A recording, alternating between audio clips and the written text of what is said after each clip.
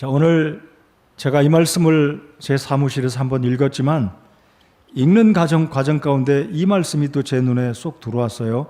14절을 보시기 바랍니다.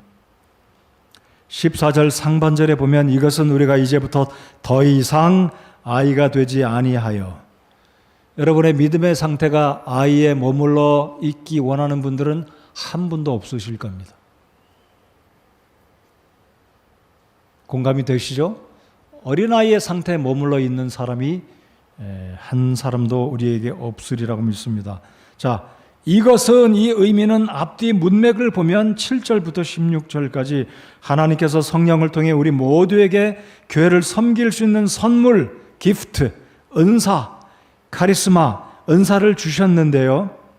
이것은 우리가 어린아이에 머물러 있는 것이 아니라 서로 섬김으로, 서로 사랑 가운데 섬김으로 그리스도의 충만하심에 장성한 분량에까지 이르러서 우리 하나님께 영광을 올려드리고 교회가 성장하는, 그래서 16절의 결론의 말씀처럼 사랑 안에서 스스로 세워지는 이 귀한 일을 우리 주님이 우리를 축복해 주신다라는 말씀을 오늘 가슴에 새기면서 오늘 이 말씀이 우리 모두에게 복이 되어지는 시간이 되기를 바랍니다.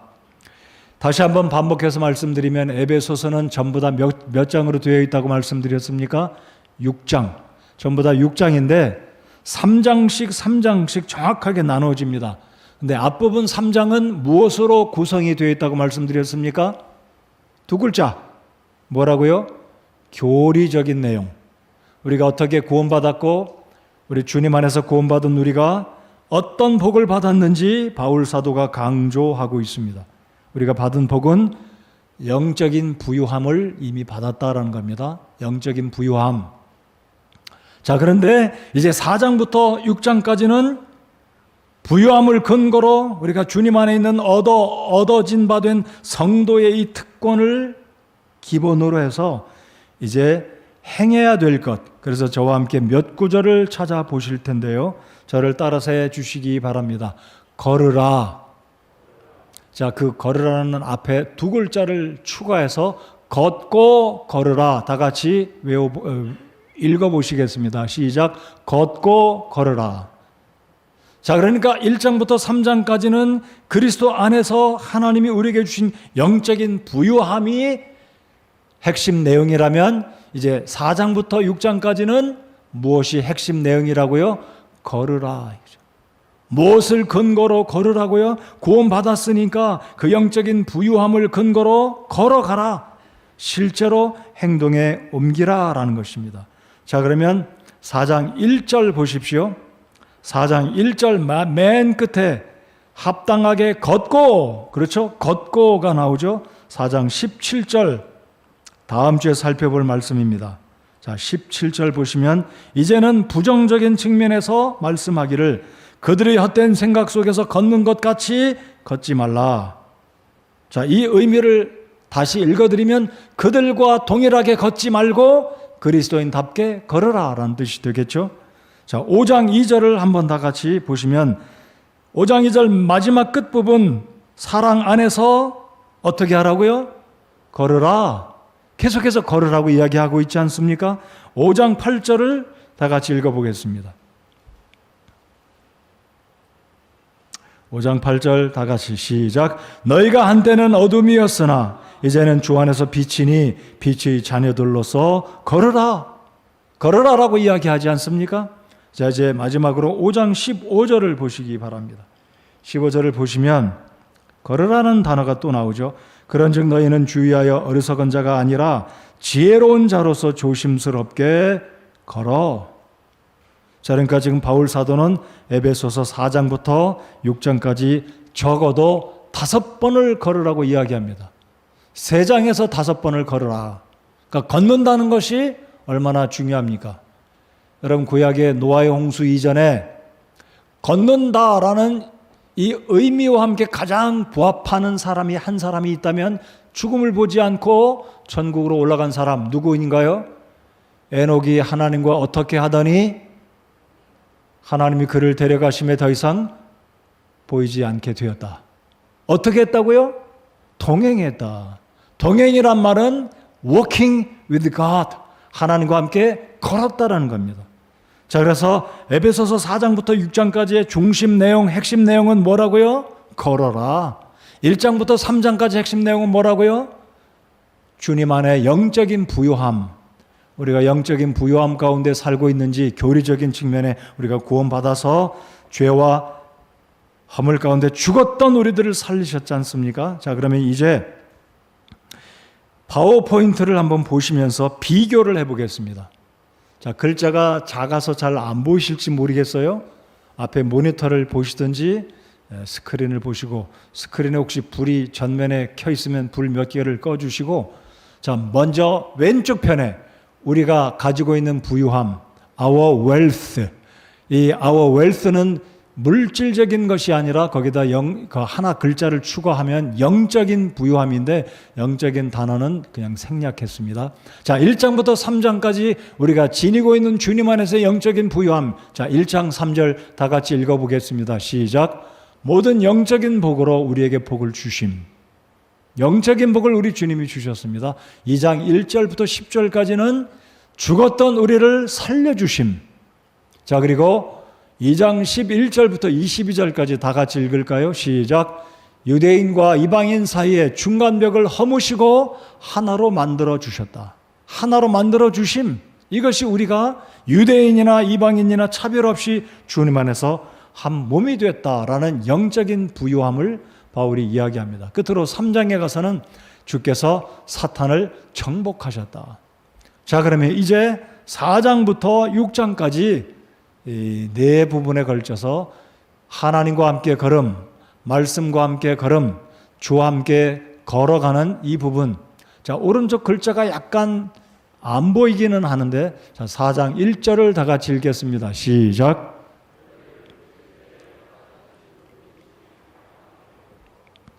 너희를 부르실 때 허락하신 그 부르심에 합당하게 걷고, 그렇죠? 자, 그 다음에 4장 17절로 5장 17절. 자, 그러니까 오늘 살펴볼 본문 7절부터 16절까지는 이 4장 17절로 5장 17절까지는 언급하고 있지 않는 내용이지만, 부패한 옛사람을 벗어버리고, 영어로는 put up the grave cloth, 죽은 사람이 입는 이 수의 옷을 벗어버리고 무덤에 들어갈 때 입히는 그 수의 옷, 그래서 grave cloth를 벗어버리고 옛사람을 벗어버리고 새 옷을 입는 그 부분에 대해서 이야기하고 있습니다. 그리고 5장 18절로 6장 9절까지는 그냥 쉬운 단어이기 때문에 영어로 그냥 적어두었습니다. Walk in harmony. 조화 안에서 걸어라. 하모니 안에서 걸어라. 무슨 하모니이겠습니까? 몸된 교회와 함께 호흡을 같이 해서 성령님의 인도하심에 말씀과 합하여서 하모니 또는 조화를 이루며 걸어라. 자, 네 번째는 5장 18절에서 6장 9절까지 하모니를 이루는 것이고, 6장 10절로 24절까지는 승리 안에서 걸어라라는 것입니다. 자, 그래서 대조를 이루는 두 가지만 기억해 주시기 바랍니다. 1장부터 3장까지는 영적인 부요함이 핵심 내용이라면, 이제 후반부 4장부터 6장까지는 걷는 것.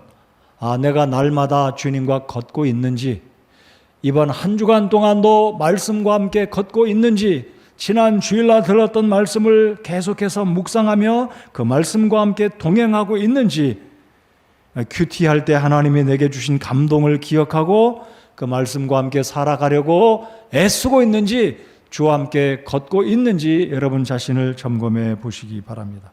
자, 이제 본론으로 들어가겠습니다. 바울 사도는 이제 오늘 읽은 이 4장 7절로 16절까지 우리 주님께서 교회에 각 사람에게 선물을 주셨다라고 말씀합니다. 선물, 은사입니다. 여러분, 공교롭게도 이 선물이라는 이 헬라어 단어는, 은사라는 말은 영어로 옮기면 그냥 기프트예요. 선물. 그러니까 영적인 은사는 하나님이 내게 주신 구원 이외의 보너스 선물이다. 이 선물을 받아가지고 섬기라라는 측면으로 모든 구원받은 성도들에게 하나님께서 정확하게, 우리 성령 하나님께서 우리에게 은사, 선물을 주셨다라는 겁니다. 그것을 가리켜서 7절 하반절에 보시면 선물의 분량대로 은혜를 주셨나니 헬라어 단어로 카리스마. 그래서 은혜를 우리에게 주셨다는 것입니다. 그래서 이제 성령 하나님께서 은사를 주셨는데 8절로 7절부터 10절까지 조금 어려운 구절이 있는데 이 부분을 먼저 설명을 해 드리기를 원합니다. 자, 성령 하나님께서 교회에 은사를 주셨다. 자, 교회는 다른 말로 옮기면 모든 구원받은 성도들 한 사람 한 사람 모두에게 우리 하나님께서 성도들을 섬길 수 있는 은사, 다른 말씀으로 탤런트, 재능을 주셨다라는 것을 기억하시기 바랍니다. 근데 이제 8절, 9절이 조금 아리송한 구절입니다. 8절, 9절, 10절이 조금 어려운 구절입니다. 자, 그러면 8절을 먼저 한번 보시겠습니다. 8절을 우리 다 같이 한번, 여러분 방금 읽으셨지만 또 한번 읽어보겠습니다. 8절 시작. 그러므로 그분께서 이르시기를 그분께서 높은 곳으로 올라가실 때에 포로로 잡힌 자들을 포로로 이끄시고 사람들에게 선물들을 주셨도다 하시느니라. 자, 높은 곳으로 올라가실 때 이 의미는 쉽게 말씀드리면 우리 예수님께서 십자가에 달려 죽으셨지만 무덤에 묻히셨지만 부활하시고 하늘로 승천하심으로 하나님 보좌로 본래 계시던 곳으로 올라가셨다라는 의미를 그분께서 높은 곳으로 올라가실 때에 라고 말씀하신 것입니다. 자, 포로로 잡힌 자들을 포로로 이끄시고, 이 구절의 핵심은 신학자들이 해석하는 구절들이 대략 두 가지가 있습니다. 첫 번째는 예수님께서 죽으셨을 때 음부에 내려가셨다. 자, 이 음부는 일반적으로 구약시대 또 신약시대 죽은 사람들이 천국으로 가기 전에 일반적으로 죽은 사람들이 묻혀있는 장소다. 광의의 의미에서 음부다라고 표현하는데, 예수님께서 죽으셨을 때 이제 9절에 보시면 땅의 더 낮은 부분들로 내려간 것이 아니면 무엇이냐라는 구절이 있지 않습니까? 자, 올라가셨다는 것은 부활하신 이후에 하나님 보좌로 승천하셨다라고 이해하시면 되겠고요. 포로로 잡힌 자들을 포로로 이끄시고, 이 의미는 이렇게만 기억하시면 되겠습니다. 우리가 구원받기 전에는 사탄에 의해서 다 붙들린 바 된, 사탄에게 속한 바 된, 죄의 노예 아래, 죄의 사슬 아래 다 붙들린 바 되었었습니다. 근데 예수님께서 십자가에서 승리하심으로 사탄을 물리치고 승리하실 때 사탄을 박살냈다. 사탄을 완전히 제압하고 장악하고 승리하셨다라는 의미로 포로로 잡힌 자들을 포로로 이끄시고, 이렇게 이 구절을 이해하시면 되겠습니다. 자, 그러면 9절에서 방금 말씀드렸던 땅의 더 낮은 부분들로 내려가신 것이 아니면 무엇이냐, 이 9절에서 첫 번째 해석은 예수님께서 지옥을 방문하셨다, 음부를 방문하셨다. 그래서 베드로 사도가 베드로전서 3장 19절을 우리 다 같이 한번 잠깐 열어서 이 9절을 읽어 보시겠습니다. 베드로전서 3장 19절입니다.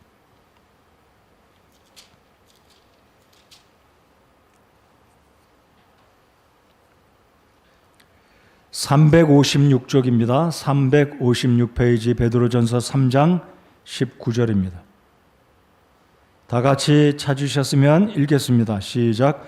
그분께서 또한 성령으로 말미암아 감옥에 있는 영들에게 가사 선포하셨는데, 감옥에 있는 영들에게, 여러분 구약 성경에서 이 히브리어나 헬라어로 이 감옥을 게헨나 또는 스올 이런 단어로 설명을 하고 있는데, 말씀드렸듯이 예수님께서 음부에 내려가셔서 그곳에 갇혀있는 영혼들에게 예수 그리스도께서 십자가 위에 죽으심으로 죄인들의 모든 죄를 담당하시고 사단을 결박하고 승리하시고 구약의 예언의 말씀을 성취하셨다는 선포를 하셨다. 자, 그런데 베드로 후서 방금 읽은 이 베드로전서 3장 19절에 예수님께서 선포하신 것은 자, 19절에 감옥에 있는 영들에게 가서 선포하신 것은 거기 있는 영혼들에게 복음을 선포해서 거기 있는 영혼들이 구원받을 수 있는 기회를 주시도록 선포하신 것이 아니라는 측면, 단순히 예수님께서 구약의 하나님의 예언의 말씀에 따라 이 땅에 오셨고 십자가 들려 죽으시고 부활하시는 승리의 놀라운 선포의 말씀을 선포하시는 측면에 그런 측면으로 이해하실 수 있기를 바랍니다. 그러니까 감옥, 이 죽은 자들이 가서 음부에 있는 영혼들이 구원을 얻도록 복음을 증거하는 측면에서 선포가 아니라는 것, 그렇게 이해를 해 주시기 바라고요. 다시 에베소서 4장으로 돌아오시겠습니다. 자, 그래서 첫 번째는 예수님께서 음부에 내려가셔서 베드로전서 3장 19절에 있는 말씀처럼 예수님이 하신 일이 무엇인지 선포하셨다. 성부 하나님이 십자가의 대속의 죽으심을 완벽히 이루신 것을 선포하셨다. 회개할 수 있는 기회를 음부에 있는 영혼들에게 주기 위해서가 아니라, 그렇게 이해하시면 이거 굉장히 심각한 문제가 발생이 되죠. 천주교는 약간 그런 측면으로 오해를 할 수 있지만, 우리가 믿는 한번 죽으면 사람들이 구원받지 못한 사람은 다시 구원 얻을 수 있는 기회는 0.0000001%도 없다는 사실. 예수님이 선포한 것은 그런 측면이 아니라 주님이 하신 승리의 사역의 모습을 선포했다는 측면에서 이해해 주시기 바랍니다. 자, 그러면 8절에서 포로로 잡힌 자들을 포로로 이끄시고, 이 의미는 번역상에 포로로 잡힌 자들을 또 포로로 이끄셨다는 의미를 이해하기가 쉽지는 않지만 단순히 이렇게 이해하시면 되겠습니다. 사단 마귀를 멸하시고 완벽하게 승리를 하신 측면에서 포로로 잡힌 자들을 포로로 이끄셨다. 자, 어떤 측면에서는 이 8절의 구절을 이렇게 이해하시는 분도 있습니다. 구약시대에서 죽었던 사람들이, 낙원에 있던 사람들을 우리 주님께서 부활하시고 승천하시고 천국에 올라가실 때 거기 있는 영혼들을 이제 천국으로 데려가셨다라는 측면으로 이 4장 8절 9절에 있는 말씀과 연관해서 이해하시는 수도 있는데, 큰 문제가 있는 해석은 아니다라고 생각합니다. 그렇게 충분히 우리가 이해할 수 있고 또한 그렇게 믿는다는 거죠. 그래서 구약시대 때 죽어서 음부에 있는 사람들의 영혼은 예수님이 부활하시고 천국에 올라가셨을 때 주님이 그들의 영혼을 다 데리고 천국에 갔다라고 우리가 이해를 할 수 있는 종말론적인 측면에 그렇게 해석도 하고 있습니다. 자, 그래서 오늘 이 신약시대 우리가 예수님을 믿다가 죽어서 장사를 지내면 우리의 영혼이 곧바로 낙원으로 천국에 주님이 계신 그곳으로 올라가게 된다. 그래서 우리의 몸이 이제 재가 되든지 매장을 해서 땅속에 있는 사람들은 예수 그리스도께서 다시 오시는 공중에 재림하실 때 우리가 다시 부활해서 우리 주님을 살아있는 몸, 부활한 몸으로 만날 수 있게 된다는 그 측면에서 이 8절과 연관돼서 해석을 할 수 있겠습니다. 아무튼 8절 9절의 핵심의 구절은, 자, 예수 그리스도께서 십자가의 죽으심으로 사단 마귀를 다 정복하시고, 그 다음 구절의 핵심은 무엇이냐면 8절 하반절을 잘 보시기 바랍니다. 사람들에게 선물들을 주셨도다 하시느니라. 자, 지금 바울 사도가 이 8절 9절에서 전하고자 하는 핵심은 종말론적인 측면의 말씀도 포함이 되지만 더 핵심은 구원받은 성도들에게 그리고 교회에 선물을 주셨다는 것이 바울 사도가 이야기하고자 하는 핵심이다라는 것입니다.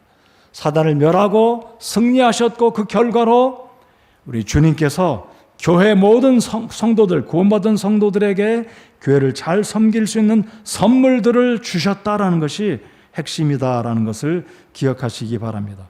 그래서 8절 9절의 첫 번째 해석은 예수님께서 음부에 내려가셨다는 의미로 해석도 하고, 또 하나는 예수님께서 사람의 몸을 입고 이 땅에 오셔서 성육신하셨다. 그래서 그 구절을 높은 곳에서 올라가실 때 승천을 말하고 있다면 9절에 그분께서 올라가셨은즉 그것은 곧 그분께서 또한 먼저 땅의 더 낮은 부분들로 내려가신 것이 아니면 무엇이냐.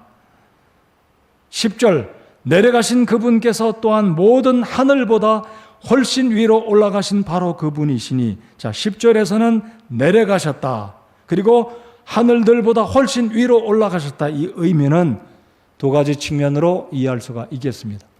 먼저 성육신하신 예수님, 사람의 몸을 입고 이 땅에 오셔서 십자가에서 죽임 당하시고 사단을 결박하고 승리를 이루심으로 우리 교회 구원받은 모든 성도들에게 선물을 제공해 주시는 성령을 통해 은사를 주시는 이 측면을 바울 사도가 영적인 선물을 지금 강조하는 측면에서 8절, 9절, 10절을 이야기하고 있다라는 것입니다.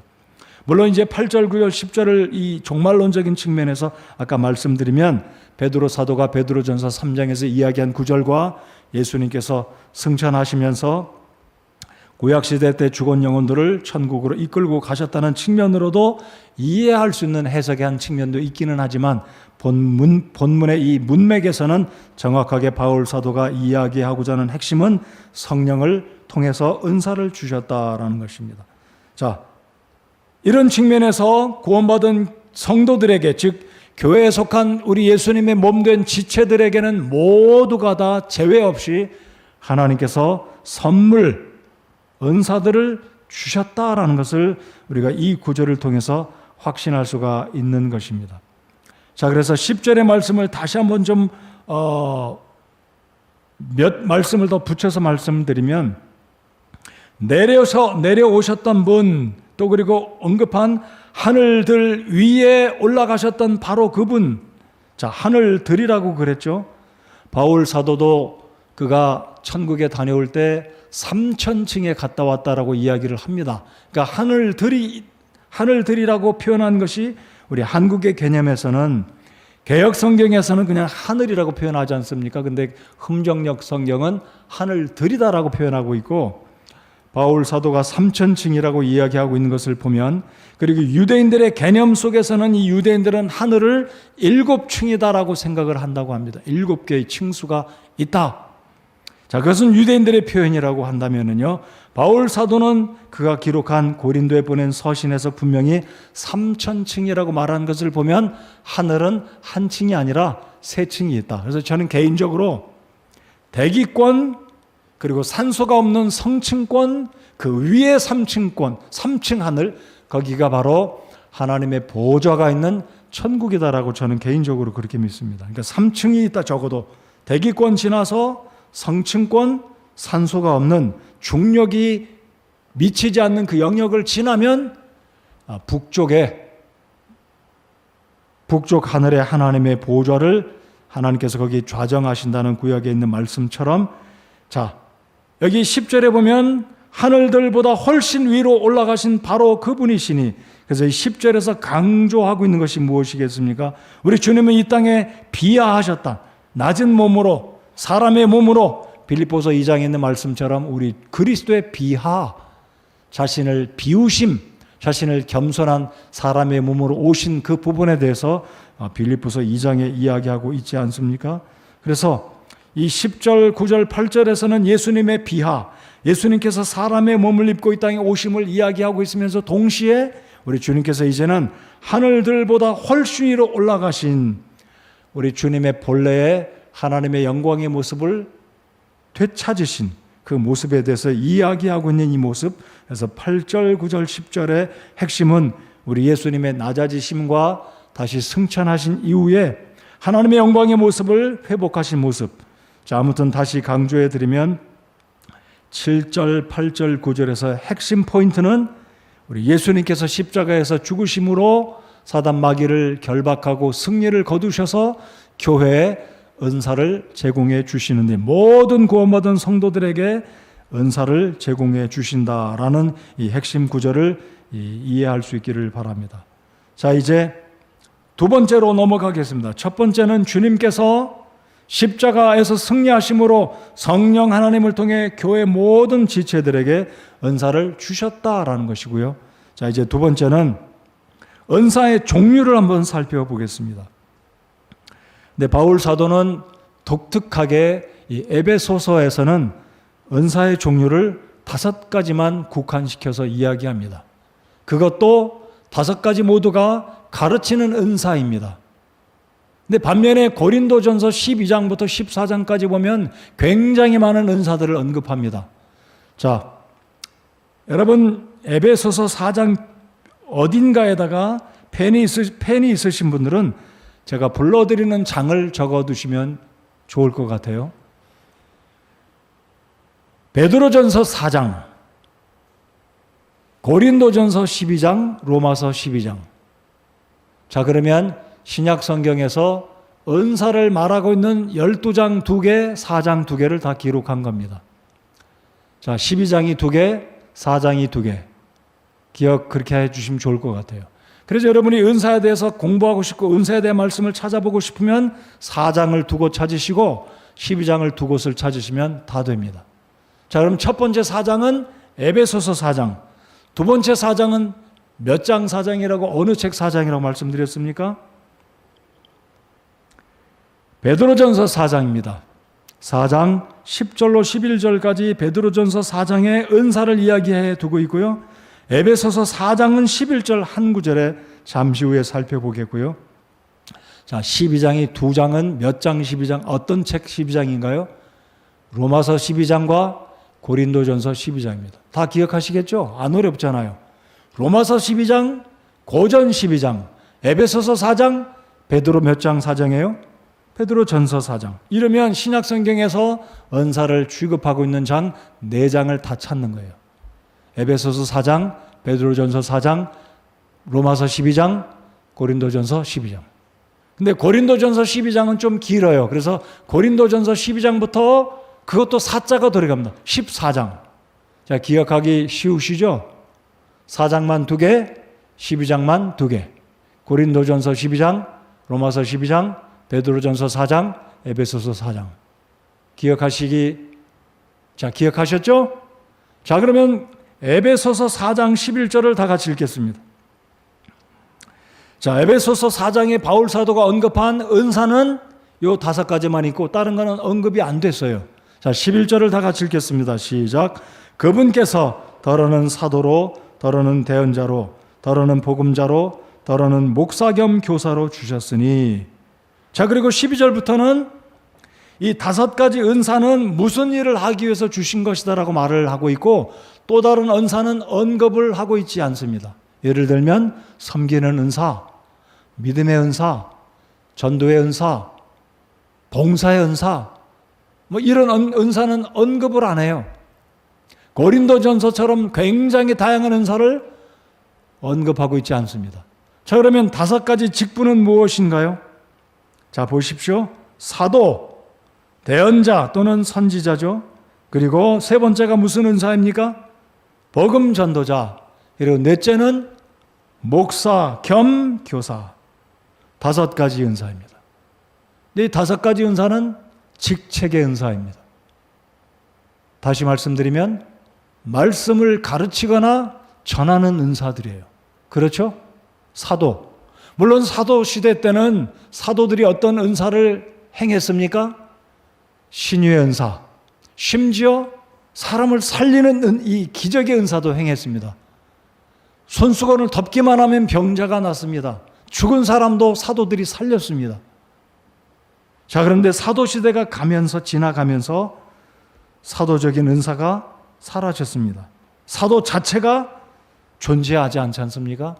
선지자 또는 대언자, 여전히 성경 기록이 완성되면서 사도나 선지자 또는 대언자가 더 이상 존재하지 않습니다. 자, 그렇다면 오늘날 에베소서 4장 11절에 의한 오늘날 존재하는 은사는 몇 가지입니까? 몇 가지예요? 복음 전도자, 목사 겸 교사입니다. 자, 오늘 수요일 저녁에 예배 나오신 여러분 가운데 주일학교와 중고등부 교사로 섬기시는 분 손 들어보세요. 네, 여러분이 에베소서 4장 11절에서 말하는 교사의 은사를 갖고 있다라고 생각하셔도 됩니다. 손 내려주세요. 자, 근데 잘 보세요. 목사 겸 교사예요. 자, 그러면 목사는 교사일 수 있지만 교사는 목사가 아닐 수 있다는 거예요. 이해가 되셨죠? 모든 교사가 목사는 아니에요. 그러나 목사는 교사의 은사가 있다는 겁니다. 그럼 디모데전서 3장에 보면 목사는 가르치기를 잘하며라고 말씀하고 있어요. 자, 그러니까 이 구절에 혼돈이 없기를 바랍니다. 물론 여러분 교사 가운데 나는 목사의 은사가 있을 수 있어요. 가르치는 은사니까.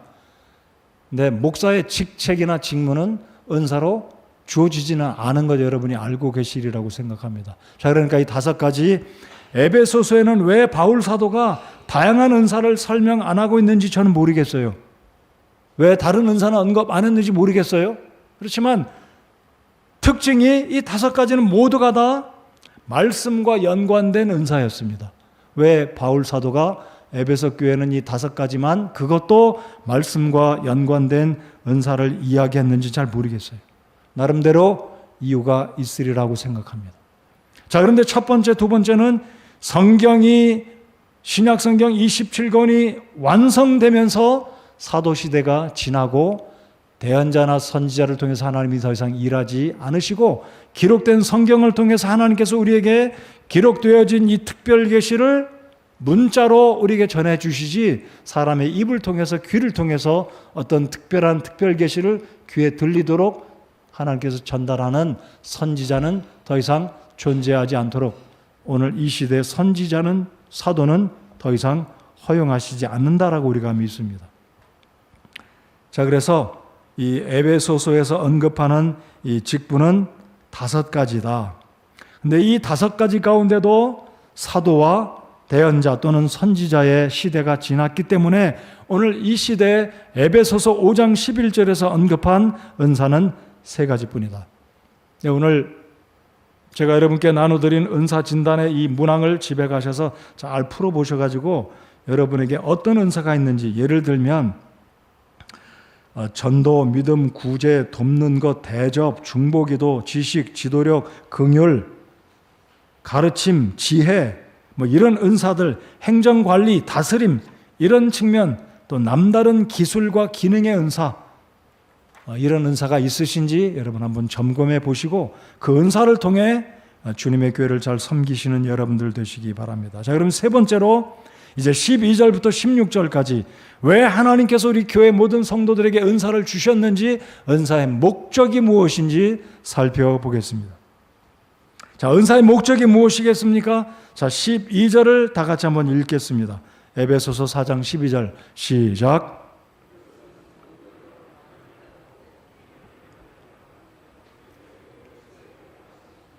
이것은, 자, 제가 말씀드렸듯이 왜 바울 사도는 고린도 교회는 수많은 은사들을 언급했는데 로마서와 베드로전서 4장과는 달리 4장 11절에서 5가지 직분만 언급하고 12절에서 이것은 성도들을 완전하게 하고 섬기는 일을 하게 하며 그리스도의 몸을 세우게 하려 하심이라. 자, 은사의 목적을 12절에서 이야기하고 있죠. 자, 그리고 13절은 이 은사를 받은 이 은사를 활용할 때 나타나는 결과, 열매가 13절입니다. 마침내 우리가 다 믿음과 하나님의 아들을 아는 것에서 하나가 되어 완전한 사람에 이르고 그리스도의 충만하심의 장성한 분량에까지 이르리니. 자, 그래서 성도 여러분들 기억하시기 바랍니다.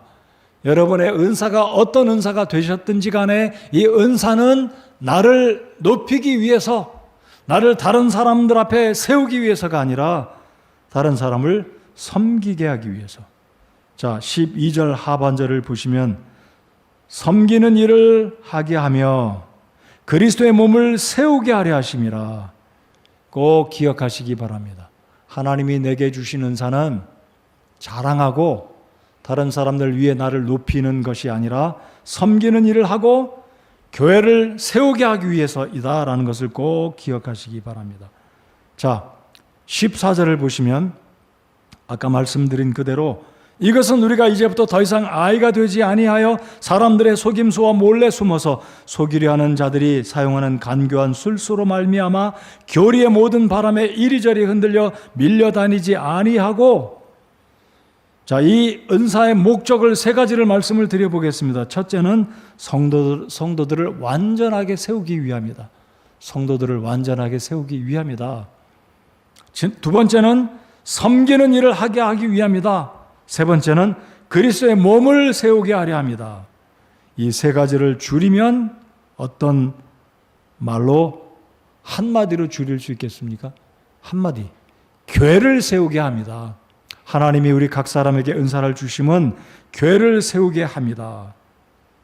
어렵지 않지 않습니까? 하나님이 우리 모두에게 은사를 주심은 교회를 세우기 위함이다. 여러분, 내가 섬길 때, 내 은사를 통해 누군가를 섬길 때, 교회를 세울 때 교회가 성장하고 내가 섬기는 그 사람이 믿음 안에 든든히 세워져 가는 것을 볼 때 여러분 마음속에 어떤 생각이 드십니까? 지난 주일 오전 예배 때 우리 크리스천 스쿨에서 어떤 일이 있었는지 아이들이 나와서 특송을 했고 우리 교사들 두 분이 간증을 했습니다.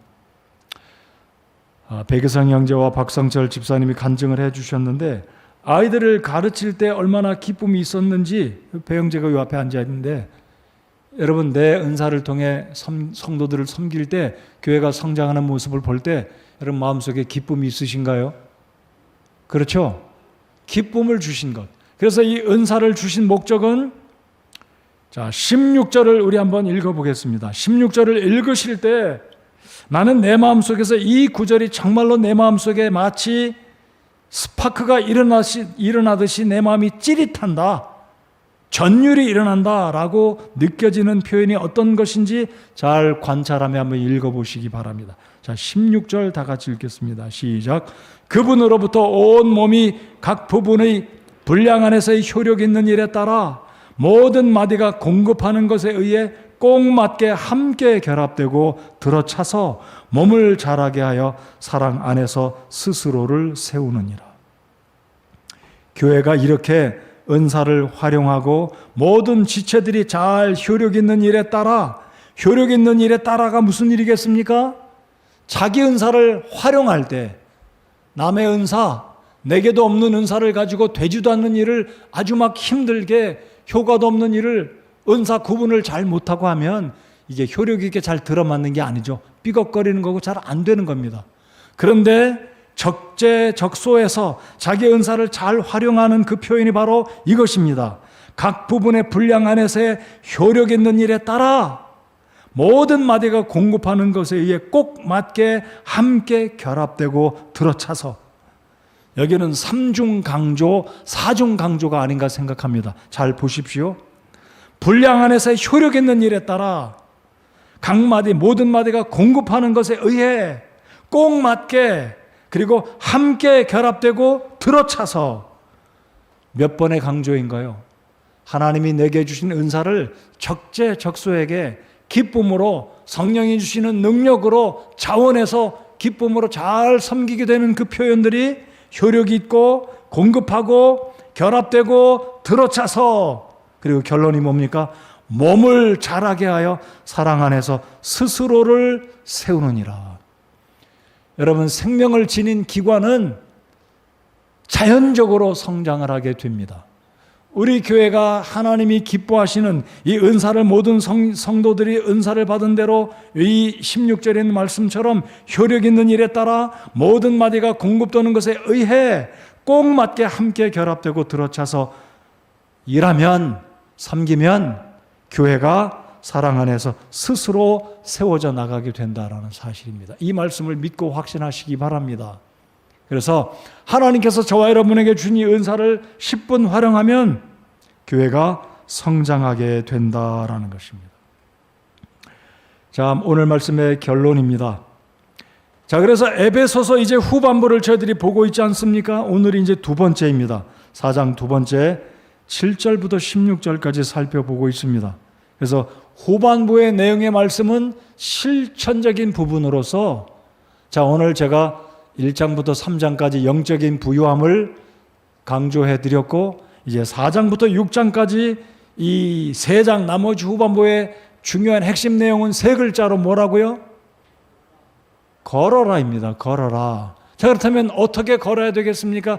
은사를 받은 대로 하나님이 내게 인도해 주시는 섬김의 장소에서 그 영역이 어떤 부분이든지 말씀 안에서 성령의 감동에 따라서 구원받은 사람답게 한 몸을 주님께서 한 몸 된 이 교회를 힘써 지키려고 하신 그 말씀에 부합해서 순종해서 살아간다고 할 것 같으면 바로 이것이 걸어간다는 의미에 적합하게 교회를 섬기게 된다는 것입니다.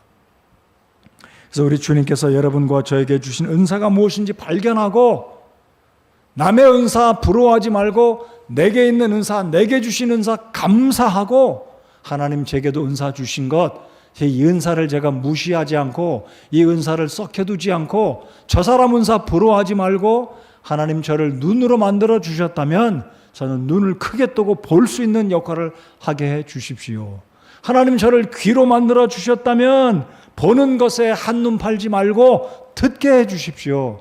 하나님 저를 손가락으로 만들어 주셨다면 무엇인가 만지고 만들고 고치고 정돈하는 그 일에 제가 드려질 수 있도록 도와주십시오.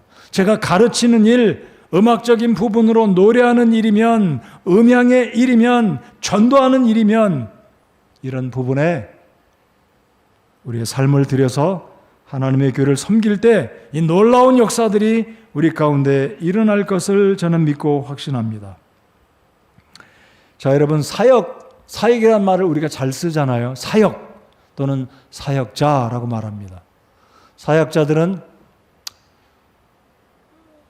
삶을 전적으로 들여서 교회를 섬기고 말씀 전하는 일에 종사하는 사람들입니다. 근데 이 사역이라는 말은요, 영어로 미니스트리라고 이렇게 표현하지 않습니까? 미니스트리.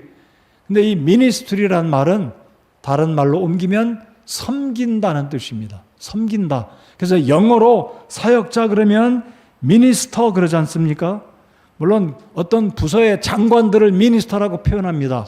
한 나라의 장관, 한 부서 장관, 미니스터라고 표현하는데 또 다른 영어의 미니스터의 의미는 사역자다, 섬긴다, 섬기는 사람이다 라는 뜻입니다. 자, 그렇다면 모든 성도들이 하나님이 주신 은사를 받아서 교회를 섬긴다는 측면에서는 모든 성도들 또한 사역자가 된다라는 것입니다.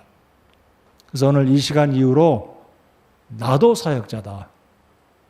내가 섬기는 일에 삶을 들여서 내가 직장을 가지고 있지만 교회에 와서 주님을 섬기고 성도들을 섬길 때는 나도 사역자다라는 이런 생각을 가지고 주께서 여러분에게 주신 은사를 활용해서 교회를 함께 섬겨 나가는, 그래서 행당동 성서침례교에 속한 우리 교회 모든 성도님들은 함께 사역에 몸을 들이고 재능을 들이고 시간을 들이는 우리 모두가 사역자다라는 개념을 가지고 주님의 교회를 섬기시는 우리 교회 성도님들 모두가 되시기를 바랍니다.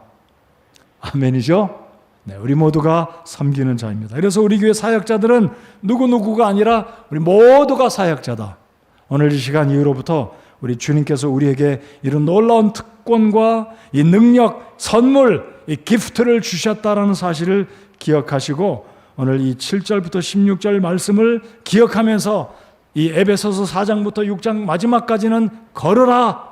이 걸으라는 말, 하나님 제가 은사를 받고 은사를 소유하고 주님을 섬겨나가는 이 주님의 사역에 동참하는 우리 모두가 되기를 원합니다 하는 마음으로 이제 주님을 섬기고 교회를 섬기는 저와 여러분 모두가 되시기 바랍니다. 자, 16절을 읽고 다 같이 일어나셔서 주님 저를 사역자로 드립니다. 저를 써주십시오 하는 마음으로 다 같이 16절을 읽고 일어나서 찬송하시겠습니다. 자, 16절 다 같이 읽겠습니다. 시작. 그분께서 온 몸이 각 부분의 분량 안에서의 효력 있는 일에 따라 모든 마디가 공급되는 것에 의해 꼭 맞게 함께 결합되고 들어차서 몸을 자라게 하여 사랑 안에서 스스로를 세우느니라. 아멘. 다 같이 일어나셔서 우리 찬송하시겠습니다.